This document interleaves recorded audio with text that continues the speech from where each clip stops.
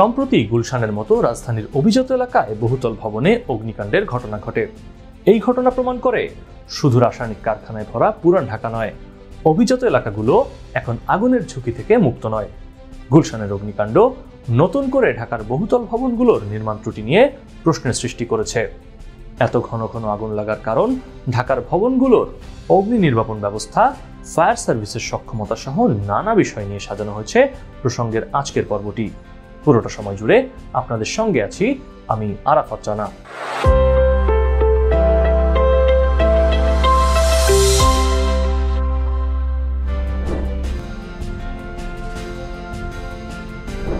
রাজধানীর পুরান ঢাকায় কিছুদিন পরপর একের পর এক ভয়াবহ অগ্নিকাণ্ডের ঘটনা ঘটছে। উদ্বেগের বিষয় হলো, বারবার অগ্নিকাণ্ডের ঘটনা ঘটলেও অতিমাত্রায় দাহ্য পদার্থ হিসেবে চিহ্নিত বিভিন্ন রাসায়নিকের গুদামগুলো ওই এলাকা থেকে সরানো সম্ভব হচ্ছে না। ফলে উদ্বেগের আতঙ্ক তাড়া করে বেড়াচ্ছে এসব এলাকার সাধারণ মানুষদের। বিশেষজ্ঞরা বিভিন্ন সময় সতর্ক করে জানিয়েছেন, পুরান ঢাকা সহ রাজধানীর আশেপাশের এলাকায় অ্যামোনিয়াম নাইট্রেট সহ যেসব বিপজ্জনক রাসায়নিক পদার্থের মজুদ রয়েছে তা থেকে যে কোনো সময় আরও ভয়াবহ দুর্ঘটনা ঘটতে পারে। কিছু অপরিণামদর্শী মানুষের লোভের কারণে বারবার অগ্নিকাণ্ডের শিকার হচ্ছে সাধারণ মানুষ। 2010 সালে নিমতলিতে ভয়াবহ অগ্নিকাণ্ডে মারা যায় 124 জন। এছাড়া 2019 সালে চুড়িহাট্টায় রাসায়নিকের গুদামে বিস্ফোরণ থেকে লাগা আগুনে পুড়ে মারা গেছে আরও 71 জন। 2010 সালে নিমতলিতে ঘটে যাওয়া ভয়াবহ অগ্নিকাণ্ডের পর পুরান ঢাকার ঘিঞ্জি এলাকা থেকে প্রাণঘাতী রাসায়নিক পদার্থের কারখানা আর গুদামগুলো সরিয়ে নেওয়ার দাবি উঠেছিল।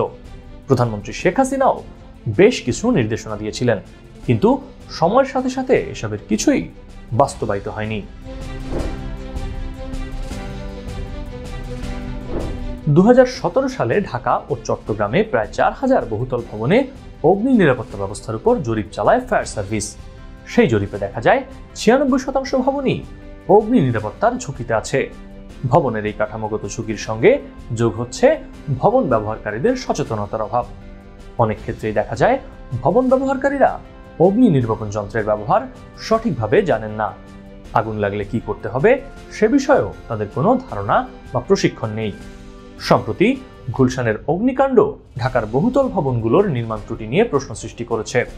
প্রতিটি বহুতল ভবনে আগুন লাগার জন্য সতর্কীকরণ ব্যবস্থা, আগুন নেভানোর যান্ত্রিক সুবিধা এবং বিকল্প সিঁড়ি থাকার কথা থাকলেও ভবনটিতে তা ছিল না।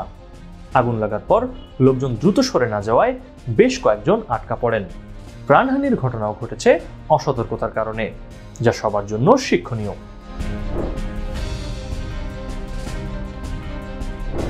বিশ্বমানের সক্ষমতা না থাকলেও উন্নত দেশগুলোর মতো একই মানের সরঞ্জাম রয়েছে fire service and civil defence অধিদপ্তরের।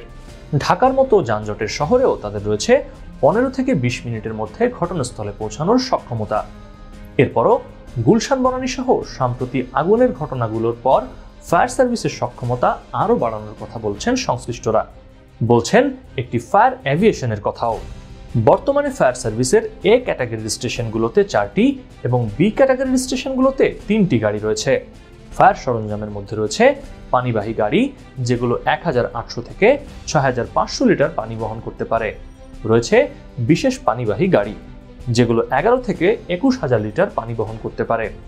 এছাড়া ফায়ার সার্ভিসের জরুরি সরঞ্জামের মধ্যে আছে towing vehicle, pump foam tender, ambulance, rescue command vehicle, rescue command car, TTL, aerial platform loader, multipurpose fire and rescue vehicle, emergency rescue tender, light unit, wrecker van, cold cut system vehicle, জরুরি debris সম্প্রসারণের কাজে ব্যবহৃত truck বা drum truck, fire fighter ও rescuer movement কাজে ব্যবহৃত minibus, microbus, 4 wheeler water mist, 2 wheeler water mist, Honda motorcycle, fog filter, crane excavator, rescue speedboat ও fire fighting জলযান।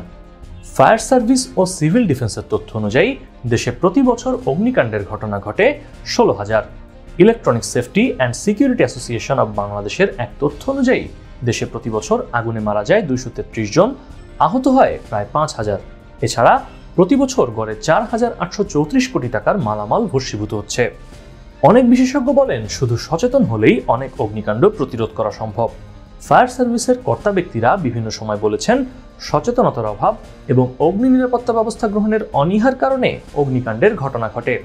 জনসচেতনতা সৃষ্টিতে ফায়ার সার্ভিস বিভিন্ন সময় পদক্ষেপ নিলেও তা যথেষ্ট প্রমাণিত হয়নি। অগ্নিকাণ্ড প্রতিরোধে জনসচেতনতা কার্যক্রম জোরদার করতে হবে। বৈদ্যুতিক যন্ত্রপাতির নিরাপদ ব্যবহার নিশ্চিত করতে হবে। বিড়ি সিগারেট বা মশার কয়েলের আগুন সম্পর্কে মানুষকে সতর্ক করতে হবে। বিশেষ করে ঘনবসতি এলাকায় বস্তি, শিল্প, কলকারখানায় নিয়মিত মহড়া ও প্রশিক্ষণ দিতে হবে। প্রিয় দর্শক, এই ছিল আমাদের আজকের আয়োজন। এতক্ষণ আমাদের সাথে থাকার জন্য আপনাকে অনেক ধন্যবাদ। আমাদের পরবর্তী ভিডিওগুলো পেতে চ্যানেলটি সাবস্ক্রাইব করে বেল বাটনে ক্লিক করে রাখুন। সেই সাথে চোখ রাখুন আমাদের ফেসবুক পেজে।